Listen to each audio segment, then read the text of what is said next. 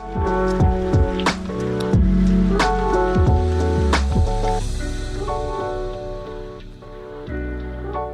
my name is Matthew Pfeiffer with mattpfeiffercoaching.com. Welcome to my YouTube channel. On this channel, I create videos and content about toxic, narcissistically abusive relationships and self-development. And if that's something that you're interested in, make sure you hit the subscribe notification and the bell notification so you're notified each and every time I upload a new video. I upload new videos on this channel 5 days a week, Monday through Friday. And if you need more help than what this video can provide, this video on this channel is sponsored by BetterHelp. Make sure you connect with an online therapist through BetterHelp. You can connect with someone a lot faster. Oftentimes, it's a lot more affordable. And the best part about it is that when you go to the link down below, you'll get 15% off your first month with your online therapist. With all that being said, let's get into today's topic. So today we are talking about trauma bonds. And so if you have ever experienced anything with a narcissist, or if you have followed narcissism content, or if you follow my content, you hear a lot about trauma bonds. And first of all, what the hell is a trauma bond? You hear, one of the things I don't allow for people to do that I work with is just to toss around terminology when they don't really know what the true definitions of the terminology is. So we have to understand that a trauma bond is an unhealthy attachment in the presence of danger, shame, or exploitation. And if you think about what a narcissist does, right, there's a lot of shame, there's a lot of exploitation, and there's a lot of danger present when you're with someone who's narcissistic. Now, the problem is that we also, remember, one of the things you hear me talking about so often is that we have to be aware of our unhealthy attachment, self-awareness, that it's an unhealthy attachment, but also in the presence of shame, exploitation, and danger. So your unhealthy attachment, you want to attach to people, even though that person is causing harm and causing conflict and is abusive, manipulative, and controlling. And we also have to understand that the relationship, when we're talking about a trauma bond, does not have to be romantic. That's a common misconception that a lot of people have. A trauma bond can be very present in a workplace. It can be very present in a church. It can be very present with family members. There's a lot of people I've worked with that have been traumatized to a parent, to a mom, to a father, to a sibling. And so it's important for us to understand that, because when we see that, we might start to recognize that we're actually trauma bonded with a couple of different people that might be in our life. So number one, when we're talking about a trauma bond, the relationship has extreme highs and also extreme lows. I'm going to talk in the context of a romantic relationship, but you can kind of change the dynamics to whatever type of situation that you might be trauma bonded in. You experience some extreme highs by going on vacation or great sex and great dates. And at the same time, you're experiencing some extreme lows with the abuse and with the control, with the manipulation, with the name calling. And one of the things that happens through this process of the extreme highs and the extreme lows, you start to feel like you are walking on eggshells. And you hear people talk about this so often, this experience of walking on eggshells, and that's cognitive dissonance. And we'll talk about that in another video. One of the things that we have to understand about the extreme highs and the extreme lows is that when we experience that, you as the codependent oftentimes think that you are the one to blame, that you have the ability to fix their bad day. The perception is that maybe they're just having a bad day, not realizing that there's a whole cycle of abuse that's happening. Because one of the things, and once again, even when you're with a narcissist, if we lack self-awareness, then we won't completely understand this, that the codependent feels that they need to fix everything and they feel like they are responsible for everybody's happiness. We're going to be talking about that here shortly. And what happens is that when they're having a bad day, when you're having extreme lows, you get addicted. And so instead of you realizing that maybe you need to walk away from this, you end up trying to fix this because your self-worth and your value comes from you trying to fix other people.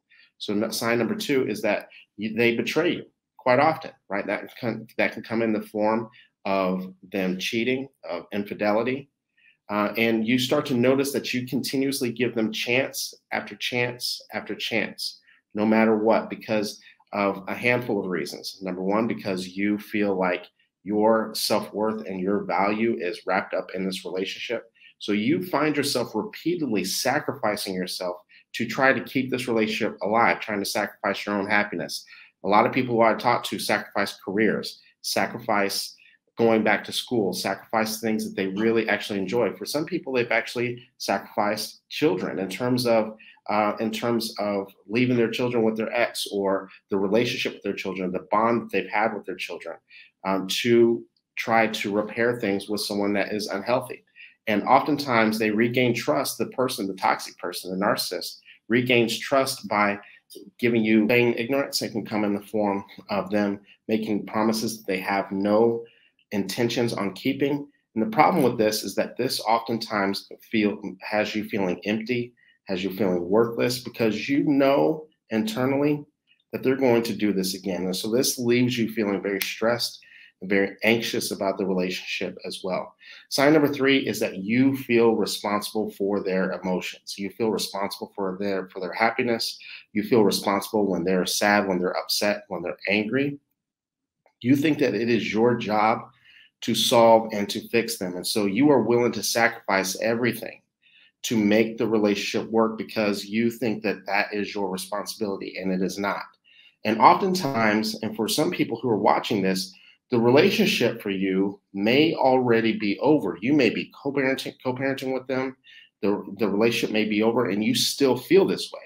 I see people struggling with this a lot with co-parenting and through the divorce process, to a point where you are overextending yourself to try to please this person. The problem is that they are never, ever, ever going to be pleased with you or be excited or anything. And the reason for that is because they understand that their power and their control comes from them creating a narrative that they are not satisfied with you. And so what happens? You feel like you need to overextend yourself to try to please yourself. And that's where their power and control oftentimes comes from. And if we continue down this path, what happens is that you eventually begin to lose a sense of your own self. How many of you have left a relationship like this, and after the relationship was over, you started to say that you didn't even know who you were?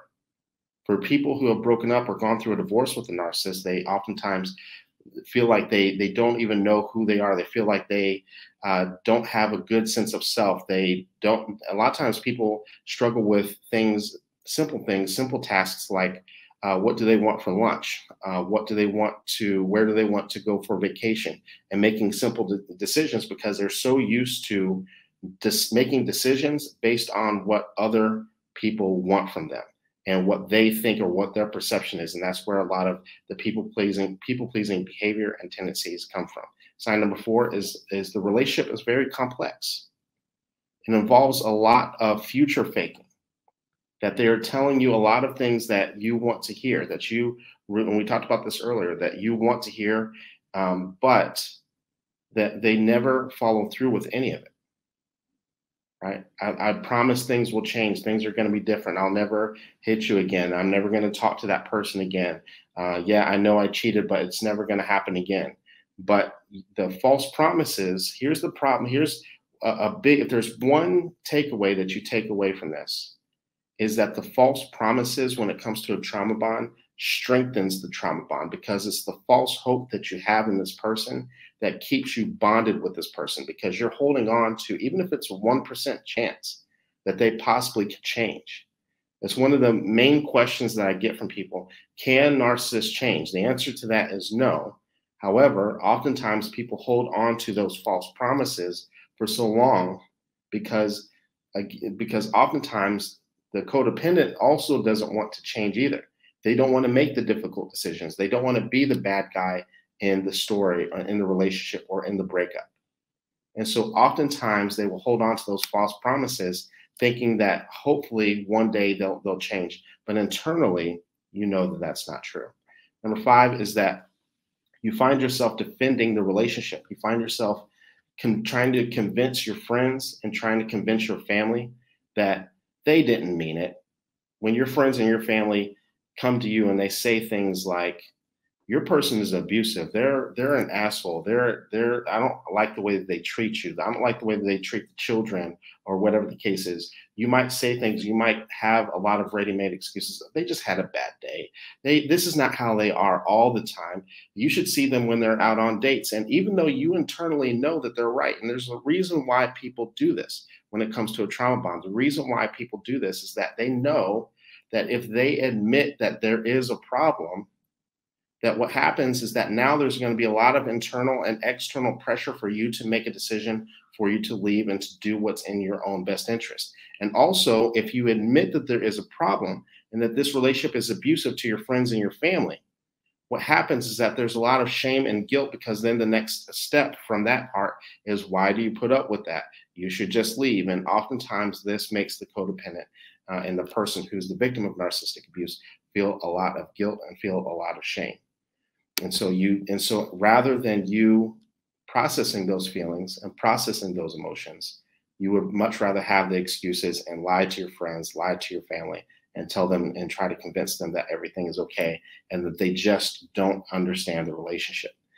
The number 6 sign is that it feels like it's impossible to leave. And a lot of the reason why it feels like it's impossible to leave the relationship, and a lot of people, even after they have left the relationship, a lot of times they want to go back because it feels so comfortable in a very strange way. It feels very comfortable to stay in the relationship because you've been in it for so long. Oftentimes you may have grown up in a very chaotic environment, so you're already used to the mistreatment from other people. And so what happens is that even when you do break up, go through a divorce process or any sort of separation, you start to notice that you miss them in an unhealthy way. You start noticing that you're stalking their social media. Oftentimes, this is a lot of reason why people ask the question, am I the narcissist? Am I the problem? Why am I doing this? Why am I driving past their house? Why am I stalking the narcissist even though they have mistreated me? And the reason why this is something that's not talked about enough when it comes to a trauma bond, the reason why is because you are struggling with an addiction.